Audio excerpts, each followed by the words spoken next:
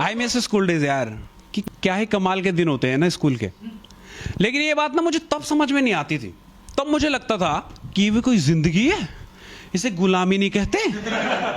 6 घंटे की कैद ही तो है ये, ना अपनी मर्जी से कहीं जा सकते हैं ना आ सकते हैं, ऊपर से डेली वही वाहियात स्कूल ड्रेस पहनो। अच्छे खासे स्मार्ट बच्चे भी पोपट लाल लग रहे होते हैं। जिंदगी तो कॉलेज वालों की है, अपनी मर्जी के कपड़े पहनो, मर्जी है तो कॉलेज जाओ वरना मत जाओ, कोई पूछने वाला नहीं। लेकिन अब समझ में आता है कि ना ना ना ना ना ना, दिन तो स्कूल के ही अच्छे थे। किसी बात की टेंशन नहीं थी, ना फ्यूचर की चिंता, अपनी बेवकूफियों को भी टैलेंट समझते थे। और उस अच्छे दिन का सबसे खूबसूरत पल होता था जब हम लोग पिकनिक पे जाते थे। अलग ही जोश भर जाता था शरीर के अंदर। जबकि मेरे स्कूल वाले ना हमेशा पिकनिक के नाम पे ये इंडिया गेट और चिल्ड्रन पार्क में पटक देते थे, लेकिन फिर भी मजा आता था। लेकिन मेरी जिंदगी का जो सबसे बेस्ट पिकनिक ट्रिप था ना, वो था जब मैं 10th क्लास में पिकनिक पे गया था। प्रेयर में हमारी प्रिंसिपल मैम आई और कहने लगी कि नेक्स्ट वीक आप लोग पिकनिक पे जा रहे हैं, तो जो भी बच्चा इसके लिए इंटरेस्टेड हो वो 1000 रुपये अपने अपनी क्लास टीचर के पास जमा करवा दे। इसमें आपका बस फेयर और रिफ्रेशमेंट भी इंक्लूड है। रिफ्रेशमेंट के नाम पे वही 2 केले के साथ एक समोसा घुसा दिया था, क्योंकि पिकनिक पे जा रहे थे, कुछ स्पेशल होना चाहिए। तो मैंने अपने दोस्तों के साथ मिलकर प्लान बनाया कि इस बार हम लोग पिकनिक पे नहीं जाएंगे, क्योंकि अब हम कोई बच्चे थोड़ी ना है जो पार्क में जाके झूला झूलेंगे।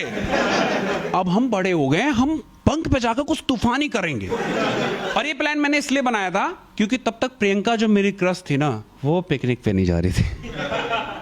लेकिन फिर अचानक से उसका प्लान बन गया, और एक तरफा आशिक इम्प्रेस करने का ऐसा मौका कैसे छोड़ता। तो मैंने अपने दोस्तों से रिक्वेस्ट की कि प्लीज यार तुम लोग भी चल लो ना यार, बंक पे कभी और चल लेंगे। क्योंकि यार उस समय ना हमारा थापा से पंगा हुआ था और वो भी पिकनिक पे जा रहा था, और दुश्मन के डर के साए में लड़की पटाने का कॉन्फिडेंस कहां से लाता। और ऐसे भी दोस्त साथ में होते हैं ना तो हिम्मत बनी रहती है। पर दोस्त दोस्त होते हैं, वो मान गए कि सिर्फ तेरे प्यार के खातिर जा रहे हैं हम लोग, वरना हमारा कोई इंटरेस्ट नहीं था। मैंने कहा मुझे पता है, ये लो ब्लैंक पेपर पे साइन, इस कुर्बानी के बदले मेरी आने वाली 2 पीढ़ी तुम्हारी गुलाम रहेगी। तो सब रेडी हो गए, और जैसे जैसे पिकनिक के दिन करीब आ रहे थे वैसे वैसे लोगों की एक्साइटमेंट बढ़ती जा रही थी। सब कुछ ना कुछ प्लान कर रहे हैं। कोई कह रहा है कि मैं घर से अच्छी अच्छी चीजें खाने के बना के लाऊंगा, कोई कह रहा है मैं फोन लेके आऊंगा, फुल गाना वाना सुनते हुए पिकनिक एंजॉय करते हुए जाएंगे। सब प्लान कर रहे थे, सिवाय ये पढ़ाकू बच्चों को छोड़ के। इन्हें पिकनिक से भी घंटा फर्क नहीं पड़ रहा। ये मई में ही बोर्ड एग्जाम की तैयारियां कर रहे हैं कि कौन जाए फालतू के पिकनिक विकनिक, हम तो घर पे रह के जो भी मैम ने पढ़ाया ना वो रिवीजन कर लेंगे। इनके साले पागल, हम एग्जाम तक रिवीजन नहीं करते हैं, एक बार पढ़ ले वो भी बहुत है, ये अभी से रिवीजन कर रहे हैं। तो मेरा दोस्त कहता कि छोड़ना यार, हमें क्या करना, इनकी जिंदगी है, जो मर्जी करे। मैं तेरी बात सही है, पर मैं छोड़ू तब ना जब इनकी वजह से मुझे प्रॉब्लम ना हो। हाँ यार, इन्होंने मेरी जिंदगी नर्क कर दी थी यार, क्योंकि मेरे क्लास का एक टॉपर मेरी गली में रहता था और हर वक्त तो सबको दिखा के पढ़ता रहता था। उसकी वजह से ना मेरे घर वालों ने मेरा खेलना कूदना बंद करवा दिया कि एक उसे देख क्लास में टॉप करता है, वो भी घर के सारे काम करते हुए, और एक तू आवारा। मैंने कहा मैं क्या देखूं यार, वो तो भगवान का अवतार है, कुछ इंसानों जैसी हरकतें हो तब देखो ना। 100 में से 100 नंबर आते थे उसके यार, वो भी हर सब्जेक्ट में। हम जैसे 3 बच्चे आसानी से पास हो जाए उतने में। तो वही भगवान का अवतार पिकनिक जाने से एक दिन पहले मेरी मम्मी को मिल गया, और मम्मी ने ऐसे ही पूछ लिया कि बेटा कल तो तुम लोग पिकनिक जाओगे, फुल एंजॉय करोगे। तो ये भी बोल सकता था कि नहीं आंटी मैं नहीं जाऊंगा क्योंकि मेरा इंटरेस्ट नहीं है पिकनिक में। लेकिन उसने पता है क्या बोला, उसने बोला कि आंटी जितने भी हरामी और बेकार बच्चे हैं ना वही पिकनिक पे जा रहे हैं, वो भी सिर्फ लड़की की वजह से। क्योंकि आंटी आपको तो पता ही है ना, इस बार 10th है और यहीं से तो पूरा फ्यूचर डिसाइड होगा, तो कौन जाए फालतू के पिकनिक पे। बस इतना काफी था मम्मी के लिए। मम्मी घर आते ही शुरू हो गई कि कहीं नहीं जाना, पिकनिक विकनिक, पढ़ना लिखना है नहीं आवारा। अब मैंने किया यार अचानक से मम्मी को क्या हो गया यार, और मैंने ही प्लान बनाया, और मैं ही ना जाऊं तो दोस्तों जान से मार देंगे मुझे। मैंने मुझे नहीं पता, मैं तो जाऊंगा। फिर मैं कहते हाँ हाँ, अब तो मुझसे ही जवान लड़ाएगा। होगी कोई लड़की जिसका चक्कर में जा रहा है, अब यही तो बचा था। मैंने कहा यार माँ से दिल का कनेक्शन तो होता है, तो दिल की बात जान रही है। मैंने कहा जिद करके कोई फायदा नहीं, इमोशन ही काम आएगा। मैं ठीक है मम्मी आप कहती हो तो नहीं जाता, पर मेरे सारे दोस्त जा रहे थे ना, इसीलिए मेरा भी जाने का मन था। बस मम्मी पिघल गई कि ठीक है चला जा, एक दिन घर पे रह के भी कौन सा तू कलेक्टर बन जाएगा। तो फाइनली अब सब कुछ सॉल्व, और पिकनिक वाले दिन सुबह सुबह मैं फुल ऑन एनर्जी के साथ होता और जल्दी से तैयार होकर स्कूल पहुंचा। तो हमारे प्रिंसिपल मैम वहाँ पहले से ही ब्रीफिंग दे रही थी सबको कि सब पिकनिक पे अपनी अपनी क्लास टीचर के साथ रहेंगे, उनको बताए बिना कोई कहीं नहीं जाएगा। अब आपके पीटीआई सर जैसे जैसे आप लोगों का नाम लेंगे वैसे वैसे आपको बस में जाना है। अब वहाँ प्रॉब्लम ये थी कि वहाँ 5 बस थी और हमें उस बस में जाना था जिसमें प्रियंका जाएगी। और ऐसे मेरा ही टारगेट नहीं था, मेरे जैसे कईयों का टारगेट था, क्योंकि तुम्हारे भाई की पसंद थी यार, कोई मामूली थोड़ी न थी, ऐसी थी कि बस तूफान ला दे। तो पीटीआई ने सब बच्चों का नाम लेना शुरू करा और ऐसे ऐसे बच्चे बस में जाने लगे। एकदम से सर ने बोला कि प्रियंका आप सेकंड बस में जाइए। ये सुनते ही मैंने कुछ नहीं देखा, सीधा बस की तरफ भागा। 40-50 बच्चे बस पे कूद पड़े, गेट पे जगह नहीं मिली तो खिड़की से कूद रहे हैं। कई की आपस में लड़ाई हो गई कि प्रियंका मेरी है तो मेरी है। टीचर और लड़कियों को समझ ही नहीं आ रहा कि अचानक से हुआ क्या। फिर पीटीआई सर चिल्लाए कि ओए जानवरों क्या ड्रामा है, मैंने सिर्फ प्रियंका बोला था ना, तो तुम सब क्यों कुत्ते की तरह इस पे चढ़ गए? तुम सबका नाम प्रियंका है क्या? इसमें सिर्फ कुछ बेवकूफ लड़कियां हंसी की पागल, क्योंकि उन्हें कुछ पता ही नहीं था। फिर एक एक करके बस से उतरने लगे और मैंने कहा यार मुश्किल लग रहा है प्रियंका के साथ जाना। तो भाटी कहता है तू टेंशन मत ले, तेरा भाई अभी जिंदा है। क्योंकि भाटी अपना फुल जुगाड़ू बंदा था यार, कोई भी नामुमकिन काम हो ना वो फिक्स कर देता था। तो पीटीआई सर के पास गया और सर से पता नहीं ऐसा क्या बोला कि सर ने हम सबको प्रियंका के बस में भेज दिया। हम भाग के प्रियंका के बस में चढ़े तो देखा वहां पहले से उसकी सीट के बगल वाली सीट पे एक मैडम बैठी हुई है। मैंने कहा सबके सब प्यार के दुश्मन। मैम कहती है व्हाट यू सेड? मैंने कहा कुछ नहीं मैम। अब मैम से क्या ही बोलते हैं। फिर हमने फटाफट जाके बस की सबसे पीछे वाली सीट पे कब्जा कर लिया, क्योंकि हम लोग यार बैक बेंचर थे, क्लास में भी सबसे पीछे वाली सीट पे बैठते थे, एक अलग ही कंफर्ट है वहां। और दूसरी बात ये कि वो सीट काफी लंबी थी, तो हम सारे दोस्त एक लाइन में आ गए। फिर मैंने भाटी से पूछा कि एक बात बता, तूने पीटीआई से ऐसा क्या बोला जो उन्होंने हम सबको इस बस में भेज दिया? तो कहता है कह रहे पीटीआई सर है ना हमारे क्लास टीचर को प्यार करते हैं। मैंने तुझे कैसे पता? कहता तूने उनकी हरकतें नहीं देखी है, हर वक्त तो हमारे क्लास के आगे मंडराते रहते हैं कि मैम रजिस्टर चाहिए, एक्स्ट्रा डस्टर है रख लो। तो मैंने कहा हाँ, तो बस तेरे भाई ने जाके बोला उनसे कि हमारी मैम कह रही है हमारे सेक्शन के सारे बच्चों को सेकंड वाले बस में भेज दो ताकि मुझे कोई तकलीफ ना हो। तो उन्होंने कहा कि ठीक है चले जाओ। मैंने कहा अगर उन्होंने मैम से पूछ दिया तो कहता अबे फट्टू आशिक है वो, मैडम का सामना नहीं कर पाते, सवाल क्या पूछेंगे। मैंने ये भी ठीक है।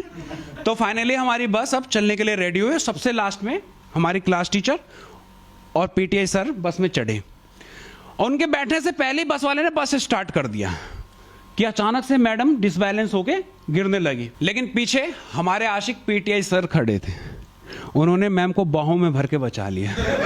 ये सीन देखते हम पीछे से सीटी बजाने लगे कि अरे 12 रुपए की पेप्सी और मैडम और सर की जोड़ी लग रही है सेक्सी। अरे ठंड का मजा नहीं अकेले सोने में, बाहों में भर के ले जाओ मैडम को कोने में। मतलब रैंडम जो भी दिमाग में आया ना बोल दिया, पूरी बस हंसने लगी। अब सर और मैडम शर्मा के फटाफट अपनी सीट पे जाके बैठ गए। फिर हमारा पिकनिक का सफर शुरू हुआ और मेरे दोस्तों का टॉर्चर भी। बैठते ही कि जा बात कर उससे। मैंने कहा मैं कर रहा हूं ना, पर वो कहां मानने वाले थे। हर 2 मिनट बाद अब कब जाएगा।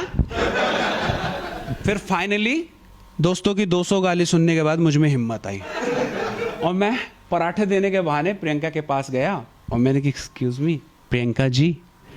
वो एकदम से घूम के देखी और उसकी आंखों में देखते मैं सब कुछ भूल गया। कहती है यस।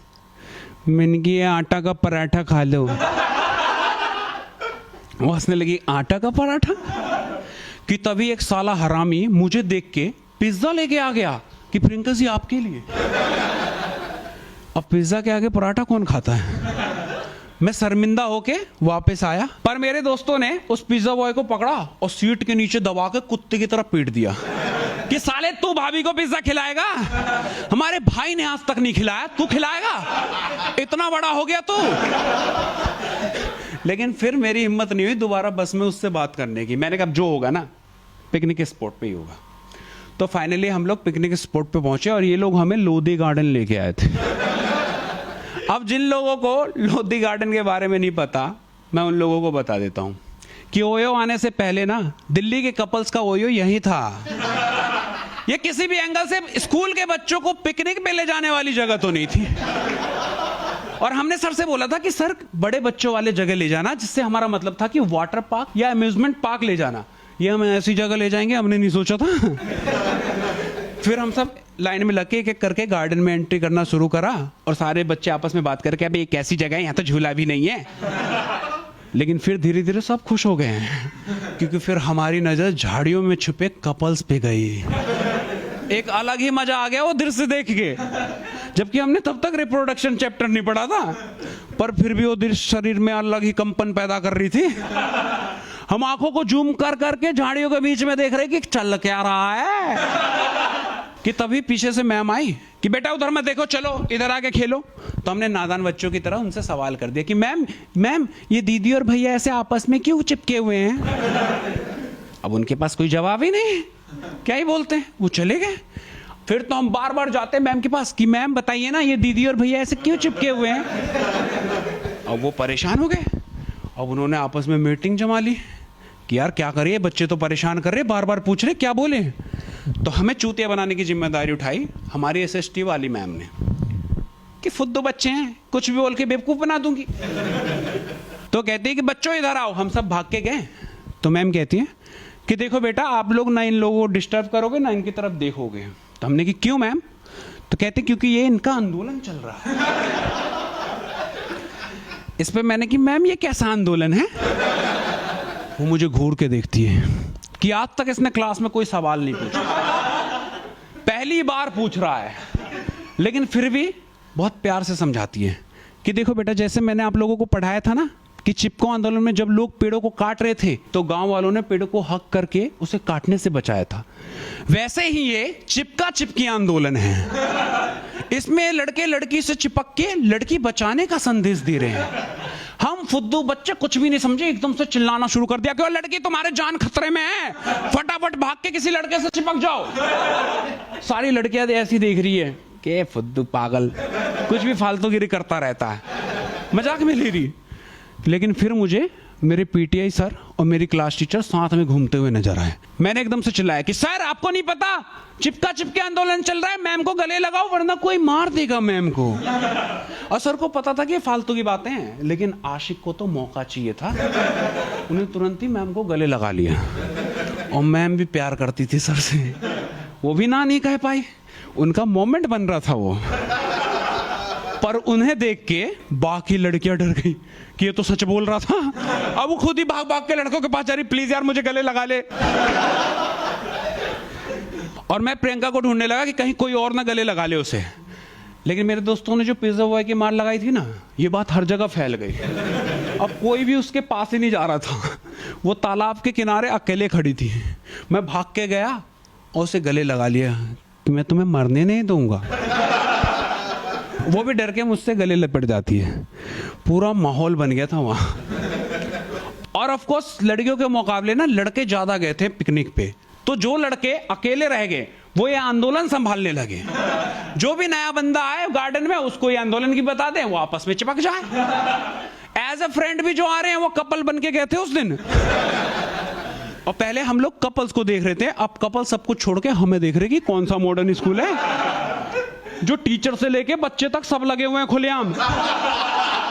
फिर हमारी एसएसटी वाली मैम आती है, क्यों है क्या ड्रामा है ये, मैंने झूठ बोला था और तुम लोग शुरू हो गए, ये क्या सब है। वो हटाने लगती कि चलो हटो, कुछ भी नहीं है ऐसा आंदोलन। लेकिन अब फायदा ही क्या था, इतनी देर में तो कईयों के दिल के तार जुड़ चुके थे। एक साथ बहुत सारे कपल्स बनने का रिकॉर्ड बना था उस दिन। और मैं सच बता रहा हूं, ऐसा आंदोलन होना चाहिए यार। एक तरफा आशिकों के लिए प्यार बहुत आसान हो जाता। Thank you guys.